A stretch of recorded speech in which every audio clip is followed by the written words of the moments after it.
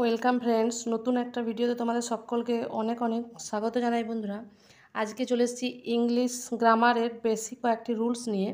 তো এখানে বি ভার্বের ফর্ম দেখানো হয়েছে, যেমন কি হয় I am, he is, she is, it is, we are, you are, they are, I have, we have, you have, they have, I was, he was, she was, it was, we were, you were, they were, I did, you did, we did, they did, he did, she did, it did. For daily updates,